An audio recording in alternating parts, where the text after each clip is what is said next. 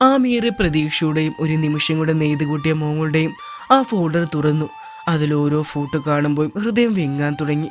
കണ്ണുകളിൽ നിന്ന് കണ്ണുനീർ കവലിലൂടെ ഒലിച്ചിറങ്ങി. നിശബ്ദമായി അവൾ തേങ്ങി.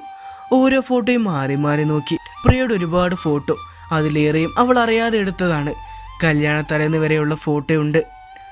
ഒരു ഫോട്ടോ കണ്ടപ്പോൾ അവൾ അതിലേക്ക് നോക്കിയെന്നു. ബൈക്കിൽ ചാരിയിരിക്കുന്ന ആദിയും എതിരെയുള്ള ബസ് സ്റ്റോപ്പിൽ നിൽക്കുന്ന പ്രിയയും. ആദ്യം തിരിഞ്ഞ് ക്യാമറയിലേക്ക് നോക്കി ചിരിക്കുന്നുണ്ട്. അവൻ്റെ ചിരിക്കുന്ന മുഖത്തേക്ക് അവൾ കണ്ണെടുക്കാതെ നോക്കി നിന്നു. അവൾ വേഗം അത് ഓഫ് ചെയ്തു വെച്ചു. ആ മുറി വിട്ടിറങ്ങി. അവളുടെ മുറിയിൽ കയറി കട്ടിലേക്ക് വീണു. കണ്ണുകൾ അണപൊട്ടി ഒഴുകാൻ തുടങ്ങി. ഇപ്പോഴും ആദ്യമായിട്ടിന് പ്രിയ ഇഷ്ടമാണോ? ആയിരിക്കും, അല്ലെങ്കിൽ ആ ഫോട്ടോക്ക് ഡിലീറ്റ് ചെയ്യില്ലേ? അവൾ സ്വയം ചോദിച്ചു. ക്രിസ്റ്റിയുടെ വീട്ടിൽ പോയപ്പോൾ പ്രിയയെ കണ്ടപ്പോഴുള്ള ആദിയുടെ മാറ്റം ആമി ഓർത്തെടുത്തു. ആദ്യം തന്നെ കണ്ടപ്പോൾ അവളെ കണ്ണെടുക്കാതെ നോക്കുന്നത് അവളുടെ മനസ്സിലേക്ക് വന്നു. പിന്നെ എന്തിനെ മോഹിപ്പിച്ച് സ്വപ്നം കാണിച്ചു തന്നത്? സ്നേഹിച്ച് അതിന് എന്നെ സ്നേഹിച്ചു ഇല്ലല്ലോ. ഒരുമിച്ച് താമസിക്കുന്ന ഒരാളോട് കാണിക്കുന്ന പരിഗണന മാത്രമായിരുന്നെങ്കിലോ? അത് സ്നേഹമാണെന്ന് തെറ്റിദ്ധരിച്ച് ഞാനാണെങ്കിലോ? ആമി ചോദ്യങ്ങൾ ചോദിക്കാനും അതിന് അവൾ തന്നെ മറുപടി കൊടുക്കാനും തുടങ്ങി. അന്ന് അവളുടെ കണ്ണുകളിൽ നിദ്രാദേവി പുലുകിയില്ല. അവളുടെ കണ്ണുകളിൽ നിന്ന് ഒഴുകുന്ന കണ്ണുനീർ തലയിണെ ഈറനണിയിച്ചു. രാവിലെ 4 മണിയായപ്പോൾ തന്നെ ആമി കുളിച്ച് പൂജാമുറിയിൽ കയറി. കൈകൾ കൂപ്പി പ്രാർത്ഥിക്കുമ്പോഴും എന്ത് പ്രാർത്ഥിക്കുമെന്ന് അവൾക്ക് അറിയില്ലായിരുന്നു. കണ്ണുകൾ നിറഞ്ഞൊഴുകുന്നതിന് അവൾ തടഞ്ഞില്ല.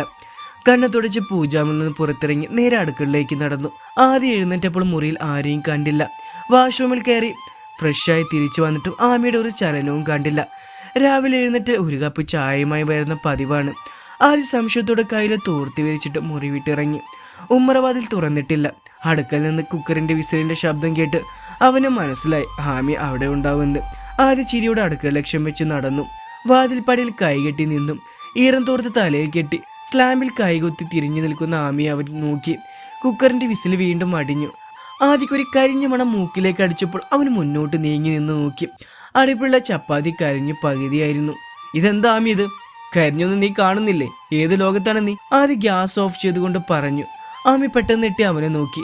തൊട്ടടുത്ത് നിൽക്കുന്ന ആദിയുടെ മുഖത്തേക്ക് നോക്കി. കണ്ണുകൾ നിറഞ്ഞു. എന്തു പറ്റി ആമി? എന്തിനെ കരയുന്നേ? ആമിയുടെ കയ്യിൽ പിടിച്ചുകൊണ്ട് ചോദിച്ചു. ഏയ് ഒന്നുമില്ല. അവൻ്റെ കൈ തട്ടിമാറ്റിക്കൊണ്ട് പറഞ്ഞു. ഗ്യാസ് ഓഫ് ചെയ്തു അവനെ മറികടന്ന് മുന്നോട്ട് നടന്നു. നീ എങ്ങോട്ടാ? ആദ്യ പുറകിൽ നിന്ന് വിളിച്ച് ചോദിച്ചു. മുറ്റടിക്കട്ടെ, അത്രമാത്രം പറഞ്ഞ് ആമി മുറ്റത്തേക്ക് ഇറങ്ങി. ഇവൾക്കിതെന്തു പറ്റി?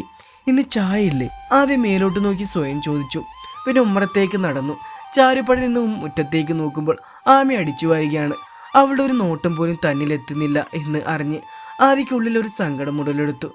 ആദ്യം ഒന്നും പറയാതെ അടുക്കളയിൽ കയറി ഒരു ചായ ഇട്ട് ഉമ്മറത്തേക്ക് വന്നിരുന്നു. ചായ കുടിക്കുമ്പോഴാണ് ഗേറ്റ് കടന്ന് ഒരു കാറ് മുന്നിൽ വന്നത്.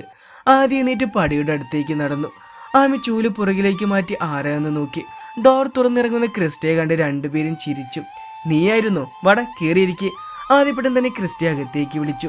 ക്രിസ്റ്റ ഉമ്മറത്തേക്ക് കയറിയിരുന്നു. ആമി വേഗം തന്നെ ചൂല് മാറ്റി അവന്റെ പുറകെ കയറി. നീ എന്തൊന്നും വിളിക്കാതെ ഇങ്ങ് പോകുന്നത്? ആദ്യ സംശയത്തോടെ ചോദിച്ചു.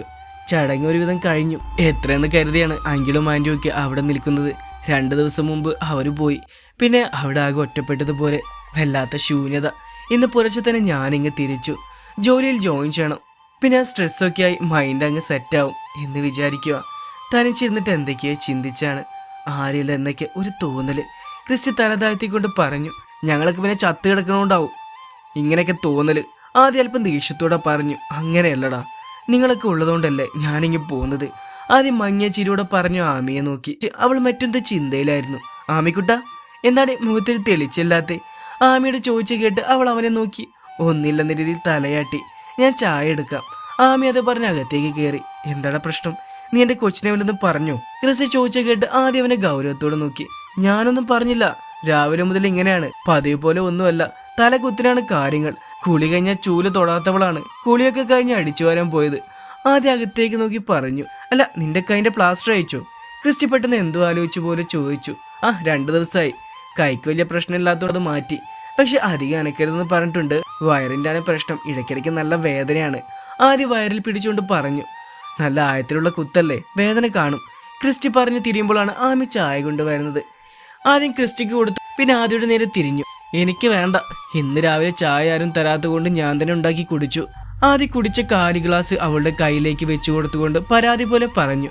ആമി ഒന്നും പറയാതെ അകത്തേക്ക് കയറി. ക്രിസ്റ്റിയും ആദ്യം ഒരുപാട് നേരം സംസാരിച്ചിരുന്നു.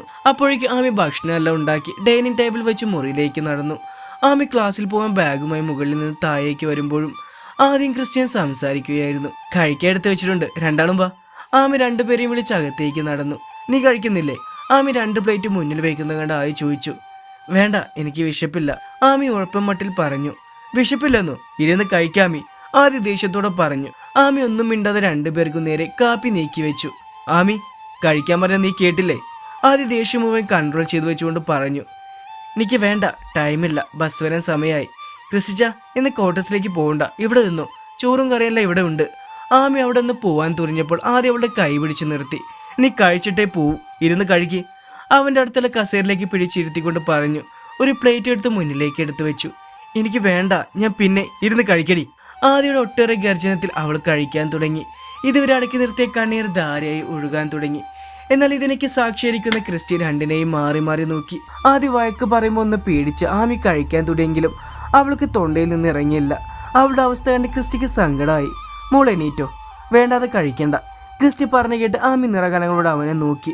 അവനൊന്നും പറയില്ല, വെറുതെ രാവിലെ തന്നെ ഒരു സീൻ ഉണ്ടാക്കാനായിട്ട്. മോള് ചെല്ല്, ക്രിസ്റ്റി പറഞ്ഞെങ്കിലും ആമി ആദിയുടെ മുഖത്തേക്ക് നോക്കി. അവൻ അവളൊന്നും നോക്കിയത് പോലുമില്ല. ക്രിസ്റ്റി കണ്ണുകൊണ്ട് എഴുന്നേറ്റൊന്ന് കാണിച്ചപ്പോൾ ആമി എഴുന്നേറ്റ് പോയി കൈ കഴുകി. ഞാൻ പോവാ, ബാഗ് തോളിലേക്ക് ഇട്ടുകൊണ്ട് പറഞ്ഞു. ആദ്യം ഒന്നും പറഞ്ഞില്ലെങ്കിലും ക്രിസ്റ്റി അവളോട് യാത്ര പറഞ്ഞു.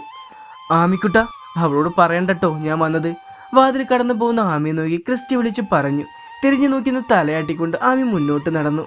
നിനക്കിതെന്താടാ? ആമി പോയി ഉറപ്പിച്ചതിന് ശേഷം ക്രിസ്റ്റി അതോട് ദേഷ്യത്തോട് ചോദിച്ചു. പിന്നെ ഞാൻ എന്ത് ചെയ്യണമായിരുന്നു? എന്നെ നീ കഴിക്കേണ്ടെന്ന് പറഞ്ഞിരിക്കാണോ? രാവിലത്തെ ഒന്നും കഴിക്കാതെ പോയിട്ട് എവിടെയെങ്കിലും തല കറങ്ങി വീണാലോ? ഒന്ന് ഓടിച്ചെല്ലാൻ പോലും എനിക്ക് പറ്റില്ല. പിന്നെ ദേഷ്യപ്പെടുന്ന വിചാരിച്ചതല്ല, പിന്നെ നമ്മൾ വാശി പിടിച്ചപ്പോൾ അറിയാതെ. ആദ്യം പറഞ്ഞു കിട്ടി ക്രിസ്റ്റി ഒന്നും പറഞ്ഞില്ല. ആദ്യം തലയോർത്ത് നോക്കുമ്പോൾ തന്നെ നോക്കിയിരിക്കുന്ന ക്രിസ്റ്റിയെ കണ്ട് അവൻ എന്തായെന്ന് ചോദിച്ചു. ഞാനൊരു കാര്യം പറയട്ടെ, രാവിലെ മുതൽ അവളുടെ മൂഡ് ശരിയല്ല, എല്ലാം ചെന്ന് തല കുത്തിനാണെന്നൊക്കെ നീ തന്നെയല്ലേ പറഞ്ഞത്? എന്തോ അവളുടെ ഉള്ളിലുണ്ടാവും, അതറിയാൻ നോക്കാതെ അവളോട് ചാടിക്കടിക്കല്ല വേണ്ടത്. അവൾ വേണ്ടെന്ന് പറയുമ്പോൾ ഒന്ന് സ്നേഹത്തോടെ പറഞ്ഞിരുന്നെങ്കിൽ അവൾ കഴിച്ചേനെ. അവളുടെ ഉള്ളിലുള്ളതിന് ചെറിയ തോതിലെങ്കിലും ആശ്വാസം കിട്ടിയിരുന്നെങ്കിലോ? എടാ, അതൊന്നും ഓർത്തില്ലെന്നല്ലേ? അവൾക്കുണ്ടാവും ദേഷ്യവും വാശവും സങ്കടമെല്ലാം. അത് കാണുമ്പോൾ ദേഷ്യപ്പെടാതൊന്നും മയത്തിൽ സംസാരിച്ച് നോക്ക്. ഉള്ളിലെ സങ്കടം അവൾ നിന്നോട് പറയും. ചിലപ്പോൾ നിന്റെ കയ്യിലാണെങ്കിലും അവളുടെ ആ പ്രശ്നമുള്ള പരിഹാരമുള്ളത്. ക്രിസ്റ്റി പറഞ്ഞു കേട്ട് ആദ്യം ഒന്നും മിണ്ടിയില്ല. ക്രിസ്റ്റി കഴിച്ചു കഴിഞ്ഞ് എഴുന്നേറ്റു. ആദ്യം അപ്പോഴും ചിന്തയിലായിരുന്നു. ഉച്ചയ്ക്ക് ക്യാൻറ്റീനിലിരിക്കുകയാണ് 3 പേരും. നിനക്ക് എന്തു പറ്റുക ആമി? രാവിലെ മുതൽ നിന്റെ മുഖത്തിന് തെളിച്ചില്ലല്ലോ. മിലി ചോദിച്ചു കേട്ട് ആമി ഒന്നും പറഞ്ഞില്ല. ഏയ് ഇല്ലല്ലോ, എന്തേ? അവൾ ഉള്ളിലെ പതർച്ച മാറ്റി വെച്ചുകൊണ്ട് ചോദിച്ചു. ഇല്ലെങ്കിൽ ഇപ്പോഴേക്കും ഒരു 100 വിളി കഴിഞ്ഞാൽ ഫുഡ് കഴിച്ചു, അതിട്ട് മരുന്ന് കഴിച്ചു, അതിട്ട് ഇപ്പോൾ വേദനയുണ്ടോ? അങ്ങനെ നീണ്ടു പോവില്ലായിരുന്നു. ഇന്നത് കണ്ടില്ലല്ലോ, അതുകൊണ്ട് ചോദിച്ചതാണ്. ആമി തമാശയോടാണ് ചോദിച്ചത്. ആമി അതിന് മങ്ങിയ പുഞ്ചിരി നൽകി. ഇതേ അവസ്ഥ തന്നെ ആയിരിക്കും ആദിക്കും. ഭക്ഷണം കഴിക്കാതിരുന്നെങ്കിലും ഒന്നും കഴിക്കാൻ തോന്നില്ല. ആമിയുടെ വിളി കാണാതെ വന്നപ്പോൾ അവൻ ആകെ അസ്വസ്ഥനായി. ഒന്ന് വിളിച്ചു നോക്കിയാലോ? അല്ലെങ്കിൽ വേണ്ട, വന്നിട്ട് നേരിട്ട് സംസാരിക്കാം, ആദ്യം സ്വയം പറഞ്ഞുകൊണ്ട് ആശ്വസിക്കും. വൈകുന്നേരം ക്ലാസ് കഴിഞ്ഞ് ആമിയും മിലിയും നടന്നു വരുമ്പോൾ മിലിയുടെ കണ്ണുകൾ പെട്ടെന്ന് തിളങ്ങി. ഇച്ചോ! മിലി നിറഞ്ഞ സന്തോഷത്തോടെ അവൻ്റെ അടുത്തേക്ക് ഓടി. ഇതെപ്പോ വന്നു? അവൾ അവൻ്റെ കയ്യിൽ ചുറ്റിപ്പിടിച്ചുകൊണ്ട് ചോദിച്ചു. രാവിലെ വന്ന്, ക്രിസ്റ്റി പറഞ്ഞു കേട്ട് മിലിയുടെ മുഖം വാടി. എന്നിട്ട് ഞാൻ വിളിച്ചപ്പോൾ എന്താ പറയാഞ്ഞ്? അവൾ അവൻ്റെ കൈ വിട്ടുകൊണ്ട് പറഞ്ഞു. ഞാൻ പറഞ്ഞു വന്ന എൻ്റെ കൊച്ചിൻ്റെ മുഖത്ത് കണ്ട ഈ സന്തോഷം ഇപ്പോൾ ഉണ്ടാവുമായിരുന്നു. ഇത് കാണാനല്ലേ ഇച്ചാണിങ്ങനെ ഒരു സർപ്രൈസ് എൻട്രി നടത്തിയത്. മിലിയുടെ തോളിലൂടെ കൈയിട്ടുകൊണ്ട് പറഞ്ഞു. ആമിക്കുട്ട, ഞാൻ കരുതി നീ എൻ്റെ സർപ്രൈസ് പൊട്ടിക്കുമെന്ന്. നന്ദിയുണ്ട് കുഞ്ഞ്, ക്രിസ്റ്റി ആമിയോട് പറഞ്ഞു കേട്ട് അവൾ വെറുതെ ചിരിച്ചു. ഇവൾക്കറിയോ ഇച്ചാൻ വന്നത്? എന്നിട്ട് എന്നോട് പറഞ്ഞില്ലല്ലോ. നീല് ദേഷ്യത്തോടെ ആമിയെ നോക്കി. ഇന്നതിന് അവൾ നമ്മളോട് എന്തെങ്കിലും മിണ്ടിയിട്ടുണ്ടോ? ആമി പറഞ്ഞു കേട്ട് ആമിയൊന്നും പറഞ്ഞില്ല. ആമി, അതവൻ അപ്പോൾ ദേഷ്യത്തിൽ പറഞ്ഞു പോയതാണ്, നീ അത് വിട്ടേക്ക്. ക്രിസ്റ്റി അവളുടെ അടുത്തേക്ക് നീങ്ങുന്നുകൊണ്ട് പറഞ്ഞു. അപ്പോൾ ആദ്യമായിട്ടായി പ്രശ്നം ഉണ്ടായിട്ടുണ്ടല്ലേ? ഞാൻ പറഞ്ഞില്ലേ, ഗമയോടെ പറഞ്ഞു. എന്തായാലും നിങ്ങൾ വേഗം വീട്ടിലേക്ക് പൊക്കോ, ഇവിടെ ഞാൻ കൊണ്ടുപോവാണ്, വീട്ടിൽ പിന്നെ ഏൽപ്പിച്ചോളാം. മിലിയെ നോക്കി പറഞ്ഞു കേട്ട് മിലി അന്തം വിട്ട് നിന്നു. അയ്യോ ഞാനില്ല, ചാച്ചൻ വഴക്ക് പറയും.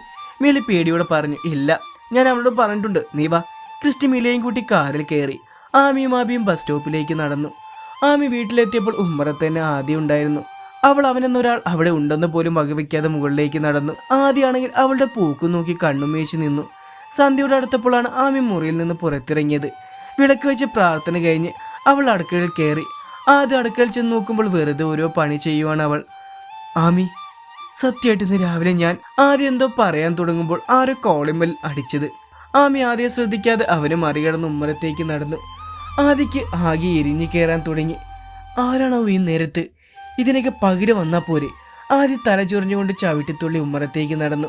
ആമി വാതിൽ തുറന്ന് ആദ്യം മാട്ടിനെ കണ്ട് ചിരിക്കണോ കരയണോ എന്ന രീതിയിലാണ്. താൻ എന്തെങ്കിലും പണിയിലാണോ?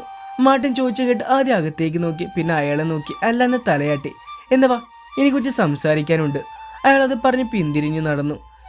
അകത്തേക്ക് ഇരിക്കാൻ സാർ. ആദ്യം പറഞ്ഞു കേട്ട് അയാൾ തിരിഞ്ഞു നോക്കി. വേണ്ടടോ, പുറത്തു മതി. തനിക്കെന്തെങ്കിലും ബുദ്ധിമുട്ടുണ്ടോ? പെട്ടെന്ന് അദ്ദേഹം ചോദിച്ചു കേട്ടപ്പോൾ ആദ്യക്ക് മനസ്സിലായി തൻ്റെ ആരോഗ്യസ്ഥിതിയാണ് ചോദിച്ചതെന്ന്.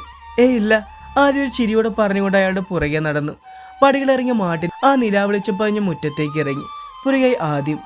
എന്തോ കേസിന്റെ കാര്യം സംസാരിക്കാനായിരുന്നു അദ്ദേഹം വിളിച്ചത്. ആദ്യം എന്തിനൊക്കെയോ മൂളിക്കൊടുത്തു. ഇടയ്ക്കിടെ അകത്തേക്ക് നോക്കുന്നുമുണ്ട്.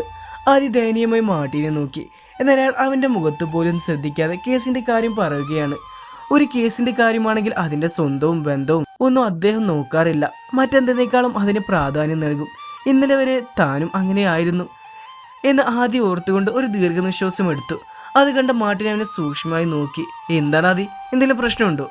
അവന് തോളിൽ പിടിച്ചുകൊണ്ട് അയാൾ ചോദിച്ചു. ഈ പ്രശ്നം പരിഹരിക്കണമെങ്കിൽ നിങ്ങളൊന്ന് കരുണ കാണിക്കണം എന്ന് ആദിക്ക് പറയണമെന്നുണ്ട്. എങ്കിലും അവൻ ചിരിച്ചുകൊണ്ട് ഒന്നുമില്ലെന്ന് പറഞ്ഞു. ആ മുഖത്തേക്കൊന്ന് സൂക്ഷിച്ചു നോക്കിയാൽ കരയാനും ചിരിക്കാനും വെമ്പി നിൽക്കുന്ന ഒരു മുഖം വ്യക്തമായി കാണാം. മാട്ടിൻ എന്തോ തിരിഞ്ഞെന്ന് പറയുമ്പോഴാണ് ആമി ഉമ്മറത്തേക്ക് വന്നത്. ആദ്യം അത് കൃത്യമായി കണ്ടു. അവൻ അവളെ നോക്കി നിൽക്കുമ്പോഴാണ് ശരിയല്ലാതി എന്ന മാട്ടിന്റെ ചോദ്യം. പെട്ടെന്ന് ചോദിച്ചാൽ അവനൊന്ന് പതറി. പിന്നീട് എസ് ആർ എന്ന് മറുപടി കൊടുത്തു. ആദ്യം ഉമ്മറത്തേക്ക് നോക്കുമ്പോൾ ആമി പടികടന്ന് അകത്തേക്ക് പോയിരുന്നു. എന്നെ അങ്ങ് കൊല്ല്, ആദ്യം ദയനീയതയോടെ മനസ്സിൽ പറഞ്ഞു. താനൊട്ട് ഓക്കെല്ലാം തോന്നുന്നുണ്ടല്ലോ. എന്നതിനുണ്ടെങ്കിൽ പറ, എനിക്ക് സോൾവ് ആക്കാൻ പറ്റുന്നതാണെങ്കിൽ ഞാൻ ശരിയാക്കി തരാം. മാട്ടിൻ ആദ്യം തോളിൽ പിടിച്ചുകൊണ്ട് ചോദിച്ചു. ഒന്നുമില്ല സാർ, ആദ്യം അയാളുടെ മുഖത്തേക്ക് നോക്കി പറഞ്ഞു. ആൽബി ഞാൻ എൻ്റെ സ്വന്തം മകനായാണ് കാണുന്നത്. ഇപ്പം അതുപോലെ തന്നെയാണ് താനും. എന്തുണ്ടെങ്കിലും പറയാട്ടോ. മാട്ടിൻ പറഞ്ഞു കേട്ട് ആദ്യം അയാളുടെ മുഖത്തേക്ക് നോക്കി. ഒന്നുമില്ല സാർ, ഇന്ന് രാവിലെ ആമി ഭക്ഷണം കഴിക്കാതെ ക്ലാസ്സിൽ പോകാൻ നിന്നപ്പോൾ ഞാൻ ഇത്തിരി വഴക്ക് പറഞ്ഞു. ഇത്തിരിയല്ല, അപ്പം ഏതാണ്ടൊക്കെ പറഞ്ഞു പോയി. രാവിലെ എഴുന്നേറ്റപ്പോൾ മുതൽ അവളിൽ എന്തൊക്കെയോ മാറ്റമുണ്ട്. അതും പിന്നെ വിശപ്പില്ലെന്നൊക്കെ പറഞ്ഞപ്പോൾ ഞാൻ ചൂടായി. അവൾ കരഞ്ഞുകൊണ്ടാണ് ക്ലാസ്സിൽ പോയത്. വന്നിട്ടൊരു സോറി പറയാമെന്ന് കാര്യം ചോദിച്ച് മനസ്സിലാക്കി എന്നൊക്കെ വിചാരിച്ചായിരുന്നു. പക്ഷെ അതിന് ശേഷം അവളൊന്നും സംസാരിക്കാൻ നിന്ന് തരുന്നില്ല. ആദ്യം പറഞ്ഞു കേട്ട് മാട്ടിൻ ചിരിച്ചു. സാരില്ലടോ, അതൊക്കെ ശരിയാവും. ഒന്നുള്ളതൊട്ട് സോറി പറയാം, എല്ലാം ശരിയാവും. ഞാൻ നല്ല നേരത്താണല്ലോ വിളിച്ചത്. എന്നാൽ തനിക്കൊന്ന് പറഞ്ഞുകൂടായിരുന്നു? അത് സാരല്ല സാർ, അവളിപ്പോൾ ഒന്നും ഉറങ്ങില്ല. ഞാൻ പറഞ്ഞ് സെറ്റായിക്കോളാം. എന്നാൽ ഇനി വൈകിപ്പിക്കേണ്ട, ചെല്ല്. മാട്ടിൻ അത് പറഞ്ഞ് അവൻ്റെ പുറത്ത് തട്ടിക്കൊണ്ട് വീട്ടിലേക്ക് നടന്നു. പിന്നെ ഞാൻ ആ ഫയൽ തരാം, താൻ അതൊന്ന് നോക്ക്. ആദ്യം അകത്തേക്ക് പടികൾ കയറുമ്പോൾ മാട്ടിൻ പുറകിൽ നിന്ന് വിളിച്ചു പറഞ്ഞു. ആദ്യം അതിന് സമ്മതിച്ച് തലയാട്ടിക്കൊണ്ട് ഉമ്മറത്തേക്ക് കയറി. ഡൈനിങ് ടേബിളിൽ ഭക്ഷണം വിളമ്പി നിരത്തി വെച്ചിട്ടുണ്ട്. എന്നാൽ ആമിയെ കാണുന്നില്ല. അവൻ അടുക്കളയിൽ പോയി നോക്കി. എന്നാൽ പാത്രമെല്ലാം കഴുകി വെച്ച് വാതിൽ പൂട്ടി കിടക്കുകയായിരുന്നു. ആമി എല്ലാ പണിയും തീർത്തു വെച്ച് പോയി എന്ന് അവന് മനസ്സിലായി.